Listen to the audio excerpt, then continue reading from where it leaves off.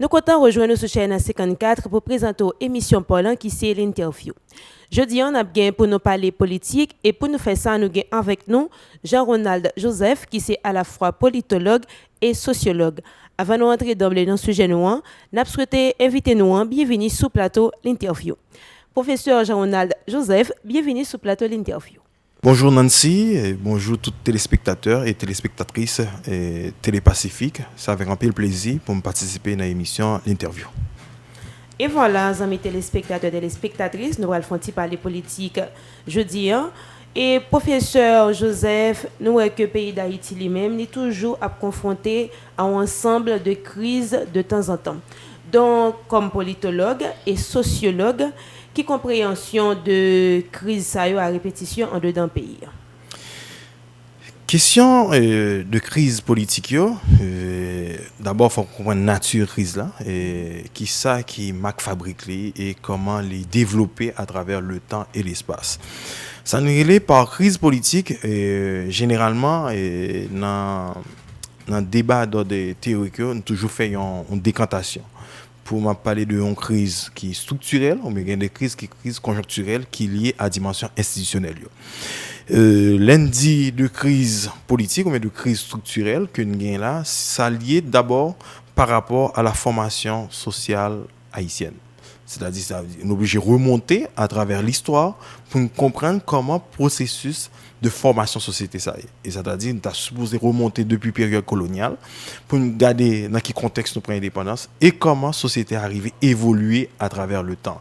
Comment confrontation politique en termes de groupe qui arrive comme groupe dominant, qui groupe dominé, qui groupe au sein de la société haïtienne qui est toujours marginalisée, et en même temps nous pouvons regarder la structure politique ou bien l'organisation politique qui est liée par l'appareil d'État sous qui s'agit comme ça.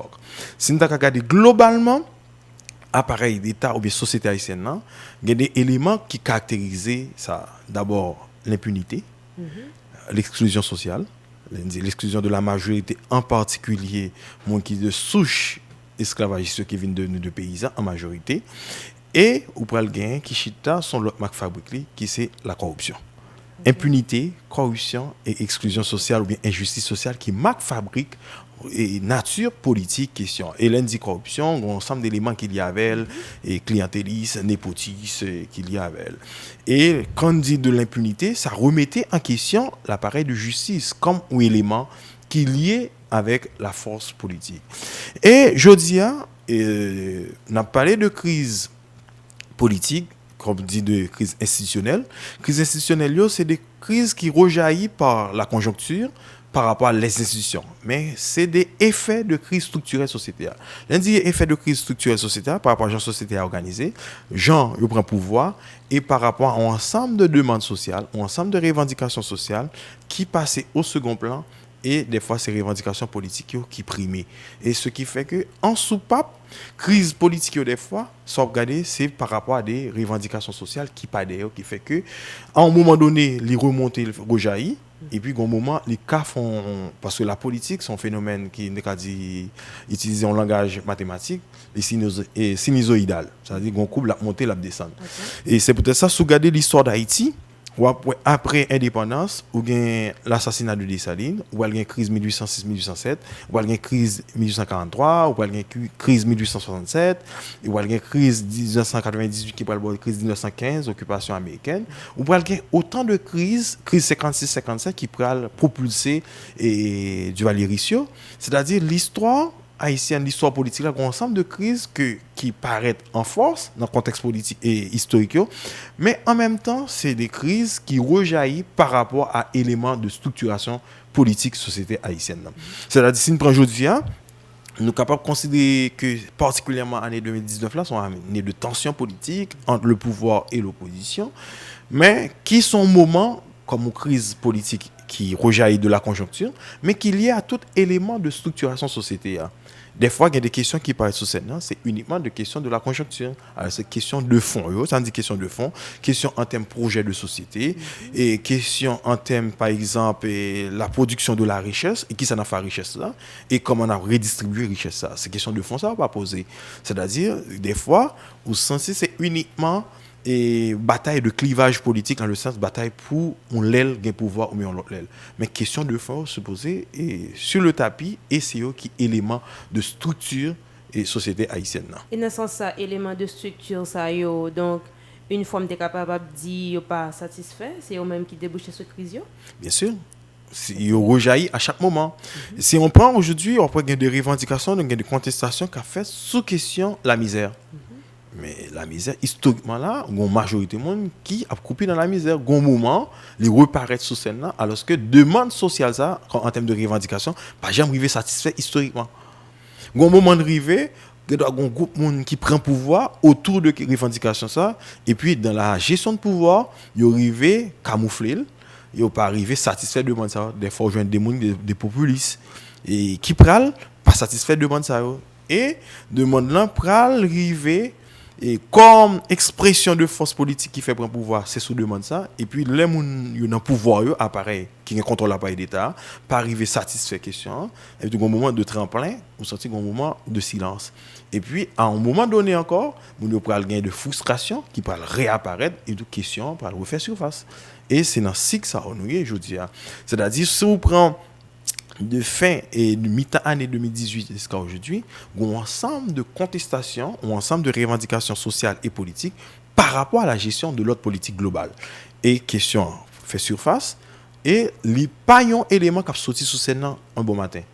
C'est-à-dire l'entrée dans le processus de conscientisation et en conscientisation citoyenne, nous arrivons à comprendre qu'il y a un enjeu qui gagne sur la question du budget, nous arrivons à comprendre qu'il y a un enjeu qui gagne sur la question de la transparence au niveau de l'appareil d'État et qui fait que nous pourrons arriver à gagner la notion de reddition de comptes, nous avons demandé côté Corp Petro-Caribé, tout ça va entrer dans un élément de revendication qui en soupape par rapport à la base structuration politique et économique société haïtienne.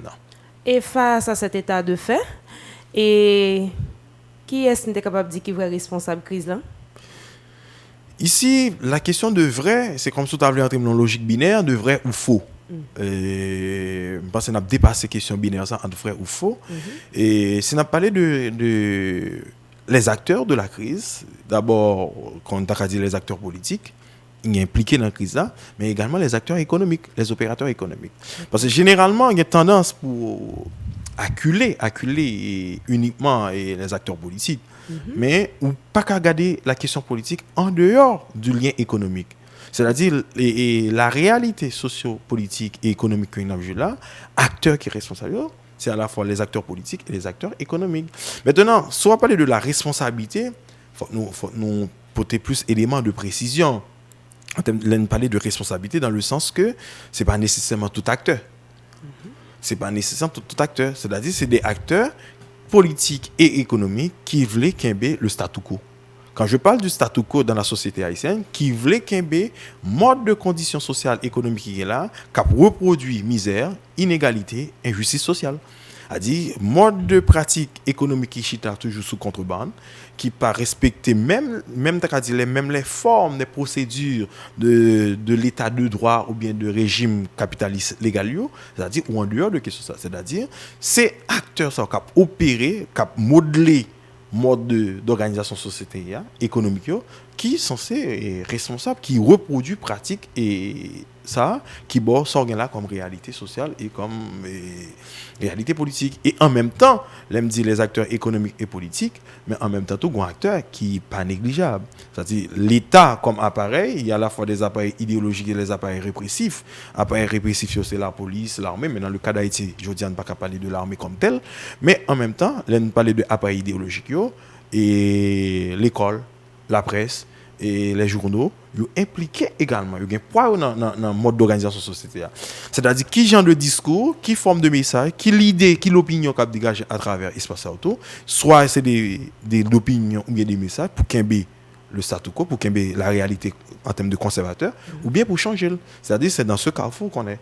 C'est-à-dire, parlant des acteurs responsables, il ne faut pas uniquement garder du droit uniquement avec les acteurs politiques. Quand je parle des acteurs politiques et le Parlement, c'est vrai que les acteurs politiques, c'est eux qui gagnent la lourde responsabilité. Parce que la politique, c'est en termes de prise de décision et en termes d'orientation sociétaire. C'est eux qui gagnent prise. Mais il ne faut pas ignorer que la politique, son domaine qui est lié à de l'autre domaine. Et c'est-à-dire, ou pas qu'à garder politique, sans pas garder le lien avec les acteurs économiques, les acteurs sociaux. Sans je dis, il n'y a pas généralement de la société civile, même si des fois, il y a une nuance pour sur question société civile là, parce qu'elle n'est pas homogène. Un mouvement paysan, c'est société civile, chambre de commerce, c'est société civile. Maintenant, entre deux acteurs de société civile, ça, qui ça porté comme revendication et qui ça porté comme projet. Et c'est dans ce sens, des fois, mais évoqué l'idée à partir d'un sociologue allemand-chilien, c'est Norbert Lechner, qui parlait de société civile et progressiste, société civile conservatrice. Et le drame qu'il y a dans tout ça, dans le contexte politique haïtien pendant les 30 dernières années, la voix, le discours dominant, c'est le discours de la société civile conservatrice. Okay. C'est-à-dire, en termes de Kimbé, question, c'est uniquement des fois fait je dirais, de camouflage, mais en même temps, un remodelage. C'est-à-dire, bon, on a l'impression que elle va changer totalement, et plutôt en apparence, il paraît, mais au fond, il ne va pas changer, il reconduit sous même matrice, organisation sociétale là. Et comment on est capable de sortir de ce cycle infernal, dans l'idée d'être capable de dire pour soulager tout le monde? Et d'abord, son processus cablon. Okay. Le temps d'un peuple ou d'une société, il dépasse le temps de la vie d'un homme ou d'une femme. Cela sous-entend que ça déclenche, je veux dire, on ne va pas penser que son résultat demain matin ou bien après-demain. Qu'on paquet de force en présence cap goumen, soit pour qu'il y ait des intérêts ou bien pour casser de l'autre intérêt.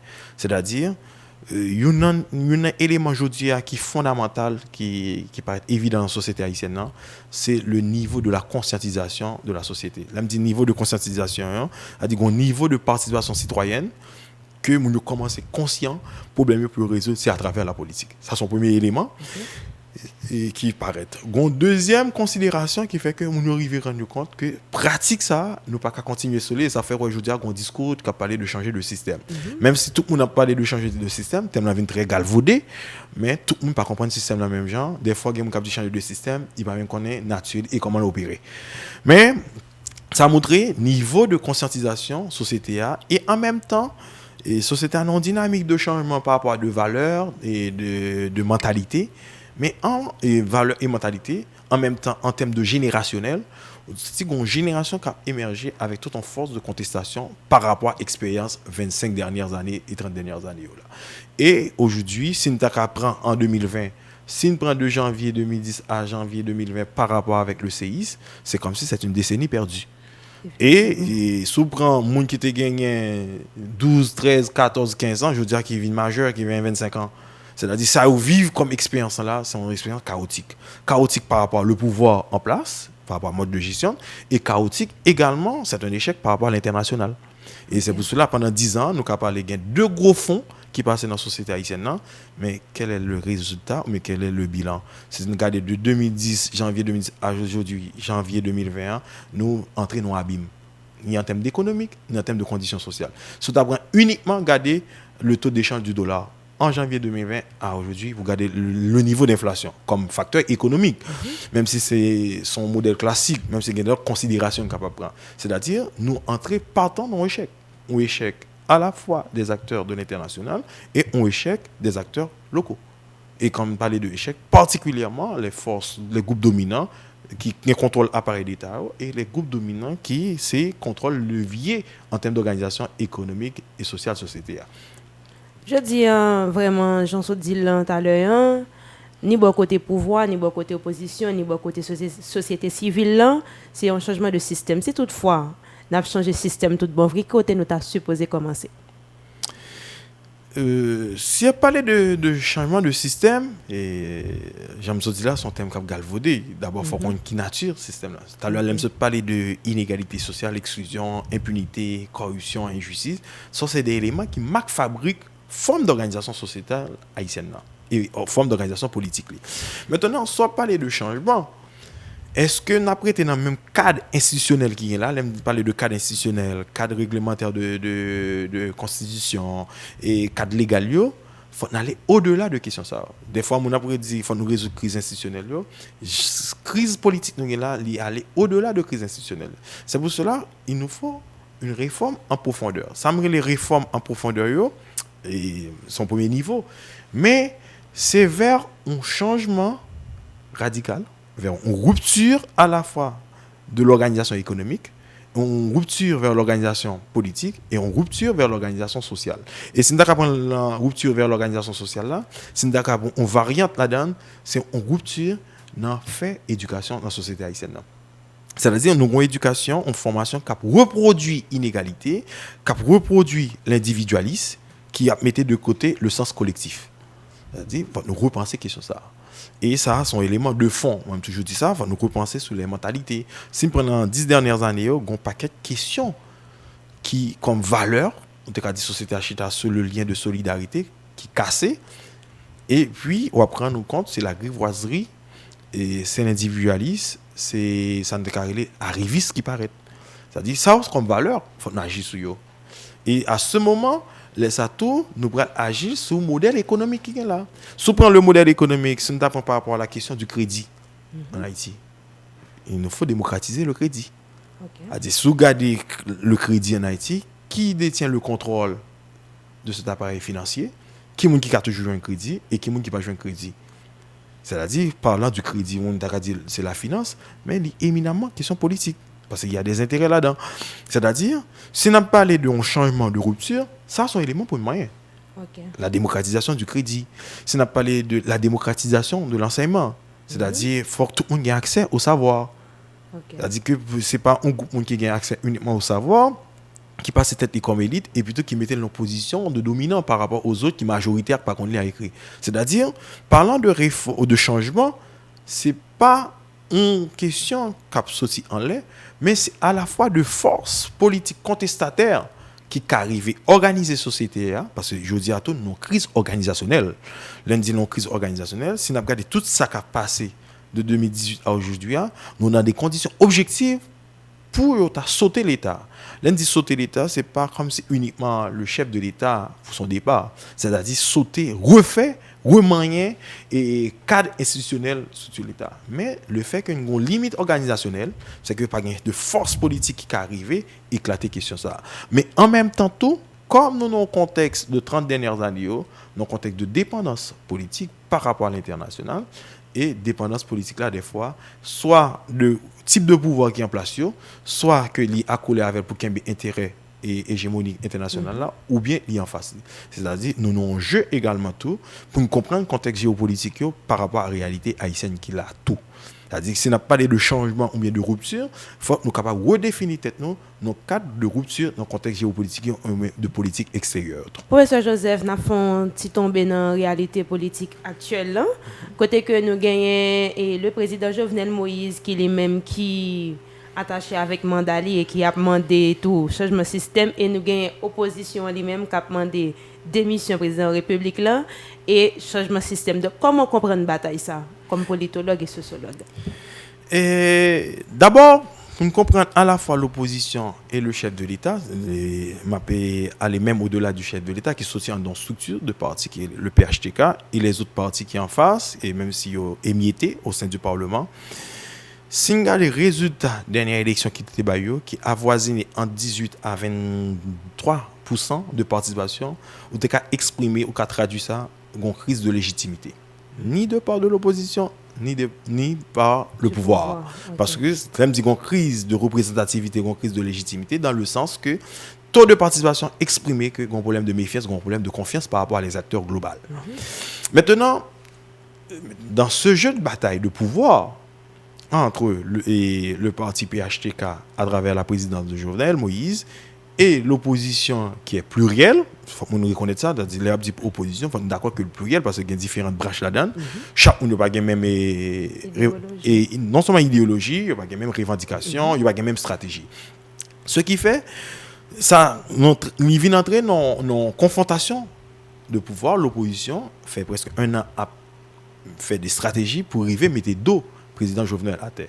Jusqu'à aujourd'hui, que même tout pouvoir là fait des égarements, des erreurs, tout, mais erreurs ça, nous pas qu'à considérer deux lieux, c'est des erreurs, mais on qu'à considérer tout c'est des choix au départ. L'aime dit des choix au départ par rapport à vision, perspective, orientation, type de pouvoir ça. Ce qui fait que un ensemble de contestations qui vont être soulevées. Souvent par exemple, lorsque nous fait 6-7 juillet déclenché, c'est uniquement par rapport à la position du pouvoir pour monter le prix de l'essence. Et en montant le prix de l'essence, lié avec des accords avec des institutions internationales, dont le FMI. C'est-à-dire, ça lié à un type de politique qui est largement dominé par les politiques néolibérales. C'est-à-dire, contestation, ça, c'est pas uniquement une contestation contre le chef de l'État, Jovenel, c'est à la fois contre le chef de l'État qui est en présent, qui contrôle l'appareil d'État, mais en même temps, c'est une contestation par rapport à ce modèle de projet. Maintenant, est-ce que l'opposition en lui-même lit en face ce modèle de projet à un certain degré pratique qui la donne et pas nécessairement tout le monde. C'est-à-dire une confrontation qui vient paraître comme une confrontation de pouvoir, non pas une confrontation sur les revendications sociales et revendications économiques qui allaient au-delà, qui permettent au fait décantation qui est-ce qui pour cambier ça comme réalité statu quo ou bien qui est-ce qui en face ce statu quo pour changer. Ce qui fait on va joindre l'opinion, le discours des deux acteurs pour jouer sur la notion de changer de système. Et effectivement, le président a parlé de changer de système, même si, et m'ai évoqué ça dernièrement dans l'autre radio, dans l'émission, que quand le président parle de changer de système, il te dit qu'il y a un gardien, il y a un héritier, et il y a un gardien héritier, et en même temps, il y a un gardien héritier, et avec monde qui a sauvegardé, qui a maintenu le système. Et moi-même, je dirais, il n'est pas victime, le président n'est pas victime. Et c'est le terme, il n'est pas victime. Il est à la fois comme héritier et gardien. Héritier dans le sens par rapport à toute firme, il a un privilège parce qu'une dit structure société à son clientéliste népotiste, parce que ce n'est pas aucun appel d'offres qui est fait. Toute entreprise a un ensemble de privilèges. C'est-à-dire ça, c'est comme un héritier. Et maintenant, à son lieu de chef d'État, il est devenu un gardien du système. Et ce système-là, il est organisé sous inégalité, injustice, sous la répression, etc. Maintenant, les acteurs de l'opposition qui ont parlé, est-ce que y a tout qui ont une capacité vraiment pour aller vers une rupture totale? Ou du moins, est-ce que ce n'est pas uniquement, il y a surfé sur ce discours pour arriver à un contrôle de la prise du pouvoir, est-ce que c'est nécessairement un changement? C'est-à-dire, et puis le samedi, la bataille, est longue. C'est-à-dire, ce n'est pas uniquement pour regarder le président Jovenel, regarder son départ, mais c'est une profondeur crise là globalement. C'est-à-dire, ou qu'a sorti dans le président Jovenel. C'est pas bataille là avec des missions chef d'État. C'est-à-dire, ça peut être un moment. Ça peut être un moment, mais c'est changer l'appareil d'État qu'il y a là, qui a reproduit corruption, qui a reproduit inégalité, qui a reproduit injustice. C'est-à-dire, et aller au-delà de question président Jovenel là, ça il demandait à la fois plus son capacité organisationnelle et il demandait plus son capacité politique et ça il demandait plus en clairvoyance, en vision qui est plus claire. Et ça c'est pas une question uniquement d'un acteur politique ou bien d'une force politique, ça c'est société globalement qui a retrouvé au sein d'un projet ou bien au sein d'une stratégie ou vision, et à ce moment, on va gagner des acteurs politiques ou bien un groupe politique pour porter les revendications sociétales, puis devant, et ça, la privée capable de capoter ça là et arriver à un contrôle de l'appareil d'État. C'est peut-être ça, mais ce n'est pas une bataille pour aujourd'hui ni pour demain, la longue, parce qu'il y a un paquet d'acteurs en présence, un paquet de forces politiques qui ont gommé entre eux. C'est-à-dire, n'importe moment, on dit l'année a commencé, il y a un calme apparent, mais ça qui arrive que les contestations refait surface et éclaté, surtout dans un contexte que le Parlement y allait. Dysfonctionnel. L'allait. Il a dit que lundi l'allait, et je ne vais pas entrer dans tout débat terminologie entre caducité ou bien dysfonctionnel, ça dépend de qui perspective, mais en même temps, la 50e que vous définit à partir de la Chambre des députés législature là, est finie. C'est-à-dire, vous pouvez gagner l'exécutif, le chef de l'État, qui parle pour compter, même si au gagnant, et là, on dit qu'on peut gagner 10 mois avec un gouvernement démissionnaire. C'est-à-dire, où tout ça est capable de créer en même temps de conditions pour la contestation refait surface. Même dit la contestation de nature politique, mais les revendications sociales, économiques, il y a toujours de mise. Mais est-ce que démission président de la République, là, M. Jovenel Moïse, c'est la solution? Ça dépend de qui j'en ou est solution. Si on regarde une solution, et on peut regarder une solution à court terme sur la conjoncture, il va dire oui, c'est un porte de sortie. Mais si on regarde la solution sur le long terme, départ li, mais démission son moment. Son moment qui met que un moment, et à partir de ce moment, on est capable de dire qu'il perspective est un peu loin. Son monde, c'est uniquement le contrôle du pouvoir. Sa démission, c'est la voie ouverte. C'est uniquement dans la conjoncture. Mais si vous voulez regarder plus loin, la démission, c'est un mouvement. Et à partir de démission, ça comme mouvement, il faut qu'on dise qui ça m'a gagné comme mise en place pour me faire. Parce que, il y a un élément qui est fondamental, je m'a parlé de qu'il nous faut une rupture totale. Il y a un aspect que des fois nous négligeons. Il faut nous prendre en compte le contexte dans lequel on a fait les élections. C'est-à-dire, si l'arrivée démissionner, un éclatement ou bien pour l'entrée vers une séquence de pouvoir provisoire, ça, il y a des questions de fond fondement. Il faut nous moyen mode de système électoral là. Parce que le système électoral là, il tout alimenter, il permet de nous reproduire injustice, impunité et mode de fonctionnement politique là. Voilà, merci professeur Joseph, le mot de la fin. Moi, je dis que et par rapport avec ensemble de contestations qui gagnent, particulièrement et contestation Petro Challenger, contre l'agent Petro-Caribéen, moi, ces revendications sont encore de mise. Et c'est une possibilité qui cabaye la voix pour aiguiser conscience mondiale, pour faire comprendre que là, il y a un véritable problème, un véritable problème par rapport à la reddition de comptes, mais en même temps, tout un vaste de pillage de l'État pendant les 10 dernières années. Quand je dis un vaste pillage de l'État pendant les 10 dernières années, mais historiquement, l'État a pillé, c'est pas je dis, mais qui n'ont un niveau de conscientisation pour jeunes et tout le monde engagé comme citoyen davantage pour arriver à résoudre question ça là. Parce qu'il n'y a pas un messie qui va venir résoudre le problème ça là.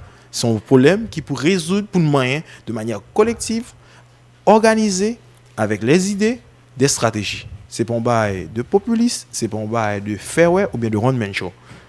Ce sont questions qui m'ont dit pour me garder avec toute froideur, toute sang-froid et lucide et pour me dire voilà le projet, voilà quelle stratégie pour nous gagner, pour nous sortir en question ça. Et c'est peut-être ça me dit son bataille Caplon et en même temps nous avons nécessité pour la société à engager vers un changement radical, vers une rupture par rapport à l'inégalité et l'injustice sociale qui est dans la société haïtienne. Et voilà, amis téléspectateurs, téléspectatrices, c'est là nous mettons un bout aujourd'hui en émission, l'interview. Nous avons rappelé pour nous avec nous comme invité, professeur Jean-Ronald Joseph, qui est à la fois politologue et sociologue. Restez branchés Télé Pacifique pour l'autre programmation.